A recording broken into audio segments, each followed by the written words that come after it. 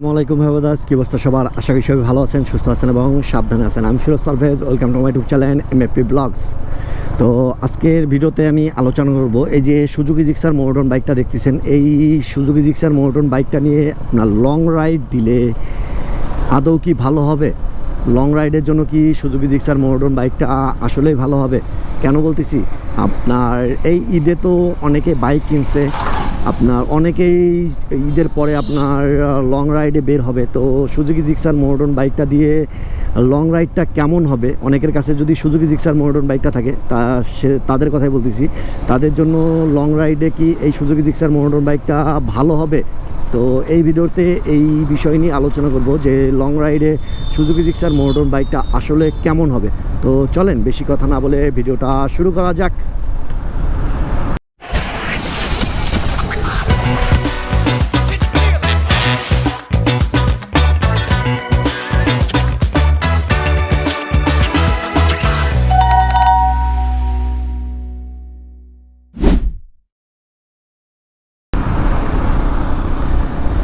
তো আজকের ভিডিওটা আমি মূলত দুই ভাগে ভাগ করব, যে সুজুকি জিক্সার মোটরন বাইকটা লং রাইডে প্রথম অবস্থায় যে কেমন সার্ভিস দিবে, দেন দ্বিতীয়তে কি কি প্যারা খাবেন সুজুকি জিক্সার মোটরন বাইকটা দিয়ে লং রাইডে। তো প্রথমে আমি এই সুজুকি জিক্সার মোটরন বাইকটার ভালো দিক নিয়ে কথা বলি। ভালো দিক শুনতে যেহেতু আমাদের ভালো লাগে, তো ভালো দিক নিয়েই কথা বলি। তো প্রথম অবস্থায় বলি যে এই বাইকটার কন্ট্রোলিং এবং হ্যান্ডেলিং। তো লং রাইডের জন্য এই বাইকটার কন্ট্রোলিং এবং হ্যান্ডেলিং যথেষ্ট পরিমাণ ভালো। আপনার যখনই লং রাইডে বাইর হবেন, যদি আপনার পিলিয়ন নিয়ে রাইড করেন তাও বলতেছি, আর পিলিয়ন ছাড়া যদি রাইড করেন তাহলে একটু সমস্যা হইতে পারে, বাট আপনি পিলিয়ন নিয়ে যদি রাইড করেন সেক্ষেত্রে আপনার এক কথায় অসাধারণ হবে, এক কথায় একদম ভালো হবে। যেহেতু আমি ঈদের পরে এই সুজুকি জিক্সার মোটরন বাইকটা দিয়ে আপনার লং রাইডে যাব, তো এই জন্যই বলতেছি যে সুজুকি জিক্সার মোটরন বাইকটা লং রাইডে আপনার হ্যান্ডেলিং এবং কন্ট্রোলিংটা যথেষ্ট পরিমাণ ভালো হবে। দেন তারপরে বলি এই বাইকটার সিটিং পজিশন। এই বাইকটার সিটিং পজিশন এক কথায় অসাধারণ। আপনি দীর্ঘ সময় যদি এই বাইকটা দিয়ে লং রাইডে বসে থাকেন, রাইড করেন, ধরেন আপনি একটানা 3 ঘন্টা 4 ঘন্টা বসে থাকতে চান, তাও কোনো প্যারা হবে না। ধরেন 200-300 কিলোমিটার রাইড করেন, তাও কোনো প্যারা হবে না এই সুজুকি জিক্সার মোটরন বাইকটা দিয়ে। কেননা এই বাইকটার হ্যান্ডেলিংটা এমন পজিশনে করা আছে আর সিটিং পজিশনটা এমনভাবে দেওয়া আছে যেটাতে আপনার লিন হয়ে চালাইতে হবে না বা আপনার একদম বাঁকা হয়ে চালাইতে হবে না। এই বাইকটার হ্যান্ডেলটা একদম সোজা দেওয়া আছে, আপনি জাস্ট খালি বসলেন আর হাত দিলেন, সুন্দরভাবে বাইকটা রাইড করতে পারবেন। অন্য অন্য বাইকগুলোতে কি হয় কি, স্পোর্টস বাইকগুলোর তুলনায় কথা বলতেছি, যেমন আপনার ইয়ামা R15 V3, দেন আপনার সুজুকি GSX-R, দেন আপনার আরও অনেক স্পোর্টস বাইক আছে, সেগুলোতে হয় কি আপনার এইভাবে লিন হয়ে বাইকটা চালাইতে হয়, সেক্ষেত্রে আপনার ব্যাক পেনের হওয়ার আশঙ্কা থাকে, বাট এই বাইকটাতে ব্যাক পেন হওয়ার কোনো আশঙ্কা নাই। দেন 3 নম্বর পয়েন্টটা হলো এই বাইকটা টর্ক এবং পাওয়ার। এই বাইকটাতে টর্ক এবং পাওয়ার দুইটাই যথেষ্ট পরিমাণ ভালো দেওয়া আছে। আপনার হাইওয়েতে রাইড করার জন্য একদম পারফেক্ট। আপনার যদি হাইওয়েতে গ্রুপের সাথে রাইড করেন, গ্রুপে যদি আপনার একদম ভালো ভালো বাইক থাকে, যেমন R15 V3, যেমন GSX-R, দেন আরও স্পোর্টস বাইকগুলো যেমন আপনার GPX, যেমন এগুলো যদি বাইক থাকে সেগুলোর সাথে আপনি টক্কর দিয়ে বাইক রাইড করতে পারবেন। কেননা হাইওয়েতে সর্বোচ্চ আপনি কত স্পিডে রাইড করতে পারবেন চান? 110, 115 এরকমই। বাট এই সুজুকি জিক্সার মোটরন বাইকটা 110-15 আরামসে উঠে যায়, এতে কোনো প্যারা হয় না। আর 110-15 আহামরি অতটা স্পিডে অনেকে রাইড করে না, 100-র আশেপাশে সবাই থাকার চেষ্টা করে। তো 100 স্পিডে রাইড করার জন্য সুজুকি জিক্সার মোটরন বাইকটা ভালো। আর আপনার এই বাইকটা রেডি পিক আপ, আপনার রেডি পিক আপটা অনেক ভালো।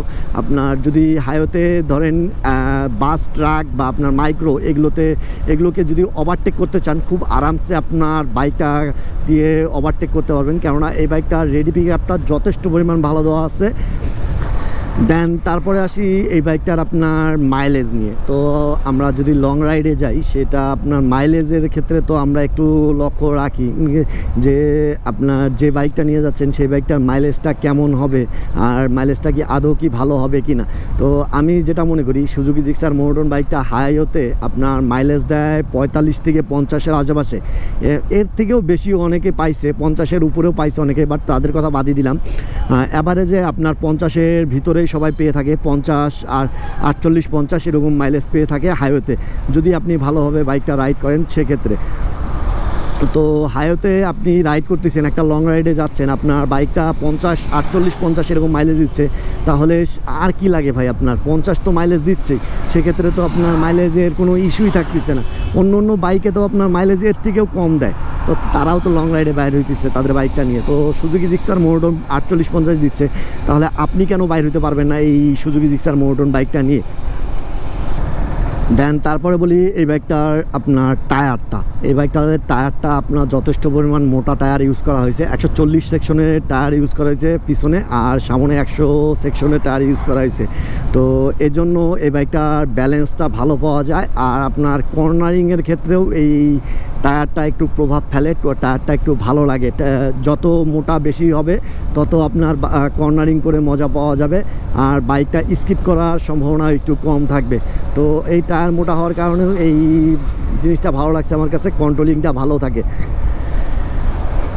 দেন অনেক তো বললাম আপনার ভালো দিকগুলো, এবার বলি একটু খারাপ দিক, যেগুলো আমার কাছে খারাপ লাগছে। আমি বেশ কিছু রাইডই দিছি এই সুজুকি জিক্সার মোনোটোন বাইকটা দিয়ে, লং রাইড দিছি, ছোটোখাটো রাইড করছি। তো সেই রাইডগুলোতে আমার যে সব প্রবলেমগুলো মনে হয়েছে, সেই সব প্রবলেমগুলোর ভিতরে সর্বপ্রথম বলি এই বাইকটার আপনার হেডলাইট ইস্যু। তো এই বাইকটা প্রথম অবস্থায় যখন আমি গেছিলাম তখন আমি আলাদা কোনো হেডলাইট ইউজ করিনি, স্টক যে হেডলাইটটা ছিল হ্যালোজিং হেডলাইট, সেই হেডলাইট দিয়ে আমি বগুড়া রাইড করছিলাম।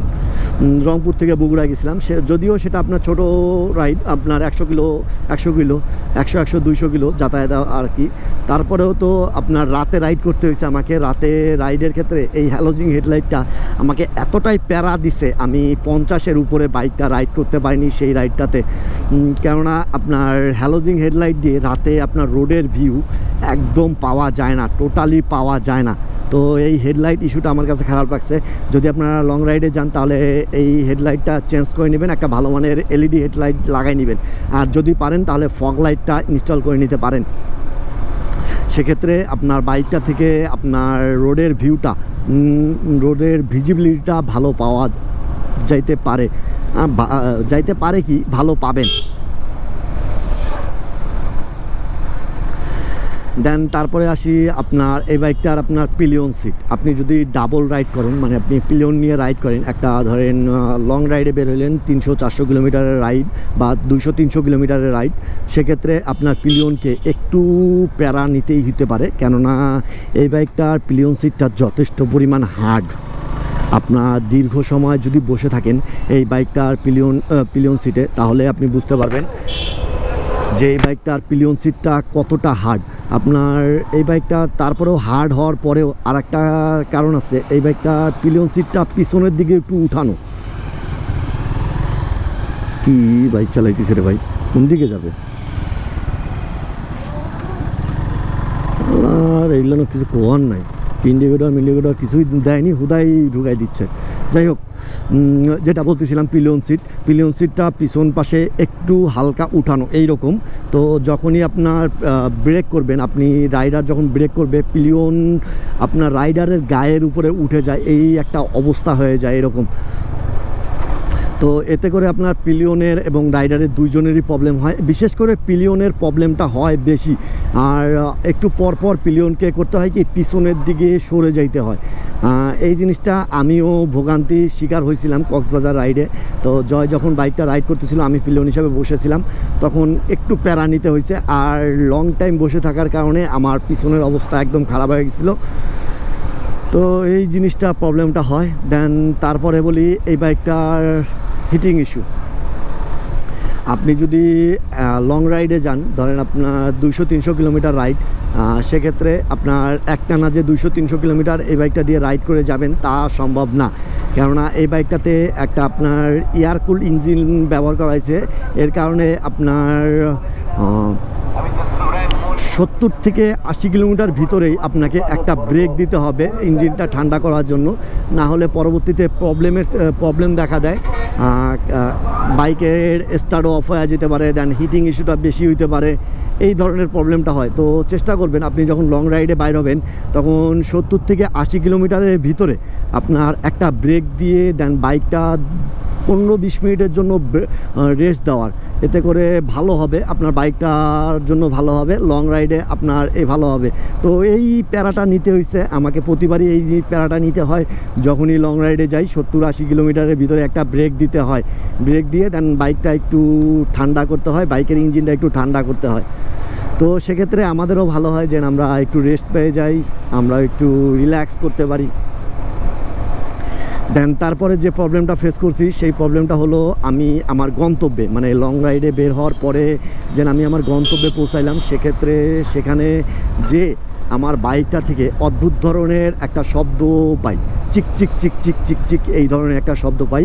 সেটা আপনার সুজুকি জিক্সার মোনোটোন বাইকের সব বাইকেই হয়ে থাকে, সুজুকি জিক্সার মোনোটোন বাইকটাতেই হয়ে থাকবে।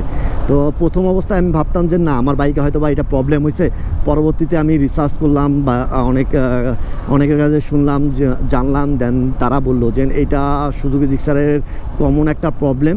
সেটা হলো আপনি দীর্ঘ সময় ধরেন 400-500 কিলোমিটার রাইড করার পরে আপনি আপনার গন্তব্যে পৌঁছানোর পরে আপনার ইঞ্জিন থেকে অদ্ভুত ধরনের একটা শব্দ আসবে, চিক চিক চিক চিক চিক চিক এই ধরনের একটা শব্দ আসবে। তো পরবর্তীতে এই শব্দটা ঠিক হয়ে যায়। যেমন আপনার এক রাত যদি রেস্ট পায় বাইকটা, ধরেন একদিন বা এক রাত যদি রেস্ট পায়, তাহলে পরের দিন সকালবেলায় আপনার বাইকের সাউন্ডটা আবার আগের মতো ঠিক হয়ে যাবে। তো এই জিনিসটা একটু প্যারা দেয়, তারপরেও ঠিক হয়, যদিও তারপরেও একটু প্যারা লাগে যে এত দূর রাইড করে যাওয়ার পরে বাইকের শব্দটা কেমন মনে হচ্ছে, এটা খারাপ লাগার বিষয় একটা। দেন তারপরে বলি এই বাইকটার একটু ব্রেকিং সিস্টেম, যদিও ব্রেকিং সিস্টেমটা একটু মোটামুটি চলে, আহামরি অতটা যে ভালো তা না, আবার অতটা যে খারাপ তাও না, তারপরেও এই বাইকের ব্রেকিং সিস্টেমটা একটু খারাপ লাগছে। যদিও এই বাইকটাতে আপনার একটা সিঙ্গেল ডিস্ক আর পিছনে ড্রাম ব্রেক, সামনে সিঙ্গেল ডিস্ক, সামনের ডিস্ক আর পিছনে ড্রাম ব্রেক ইউজ করা হয়েছে। যদি পিছনে আপনার ডিস্ক ইউজ করা হতো তাহলে এই বাইকটা থেকে ব্রেকিং সিস্টেমটা আরেকটু ভালো পাওয়া যেত। এটা আমি প্রতিটা ভিডিওতেই বলে থাকি যে এই বাইকটার ব্রেকিং সিস্টেমটা একটু দুর্বল, যদি ডাবল ডিস্ক দিত তাহলে একটু ভালো পাওয়া যেত। তারপরেও ব্রেকিং সিস্টেমটা আহামরি খারাপ না, ব্রেকিং সিস্টেমটা অনেক ভালো। আপনি যদি ইঞ্জিন ব্রেকের মাধ্যমে ব্রেক করতে পারেন তাহলে আপনার জন্য ভালো হবে, ব্রেকিং সিস্টেমটা একটু ভালো পাবেন আপনি। তো লং রাইডে এই সমস্ত কিছুই আমাকে প্যারা দিচ্ছে, আবার যেসব প্রথমে বললাম সেই সব কিছুই ভালো লাগছে। এই ওভারঅল আমি যদি এখন বলি যে আমার কাছে শুনতে চান যে সুজুকি জিক্সার মোনোটোন বাইকটা নিয়ে আপনি লং রাইডে কি আদৌ বের হবেন, বের হওয়া কি ভালো হবে, আমি বলবো ভাই নিশ্চিন্তে বের হয়ে যান। কেননা সুজুকি জিক্সার মোনোটোন বাইকের যেসব প্রবলেমের কথা বললাম এগুলো আহামরি কোনো প্রবলেম না, এগুলো আপনি চাইলে নিজেই সমাধান করতে পারবেন। আর ইঞ্জিনে হিটিং ইস্যু, দেন তারপরে আপনার সাউন্ড পরিবর্তন হওয়া, এইসব কমন একটা প্রবলেম, এগুলোর সমাধানও বলে দিলাম আমি। আর বাইকটা থেকে একটা ভালো সার্ভিস পাবেন লং রাইডে, এটা আশা করা যায়। আমি যেহেতু এই বাইকটা দিয়ে অনেক লং রাইডই দিছি, যেমন তেঁতুলিয়া যাওয়া হয়েছে 3 বার কি 4 বার, দেন বগুড়া যাওয়া হয়েছে 3 কি 4 বার, দেন তারপরে স্বপ্নপুরি এগুলো যাওয়া হয়েছে, দেন ঢাকায় গেছিলাম একবার, দেন তারপরে কক্সবাজার রাইড দিছি, রংপুর থেকে কক্সবাজার রাইড দিছি এই বাইকটা দিয়ে একবার। তো সেক্ষেত্রে আমি আহামরি কোনো প্রবলেম পাইনি। তো এটা বলা যায় যে লং রাইডে সুজুকি জিক্সার মোনোটোন বাইকটা ভালো সার্ভিস দিবে, আপনাকে ভালো একটা ব্যাকআপ দিবে। তো আশা করি ভিডিওটা ভালো লাগছে। ভিডিওটা যদি ভালো লাগে তাহলে অবশ্যই ভিডিওটাতে লাইক, কমেন্ট এবং শেয়ার করে পাশে থাকবেন, আমার জন্য দোয়া করবেন। আর চ্যানেলটাতে যদি নতুন হয়ে থাকেন তাহলে চ্যানেলটা অবশ্যই সাবস্ক্রাইব করে দিয়ে পাশে থাকবেন, আমার জন্য দোয়া করবেন। টাটা, আল্লাহ হাফেজ।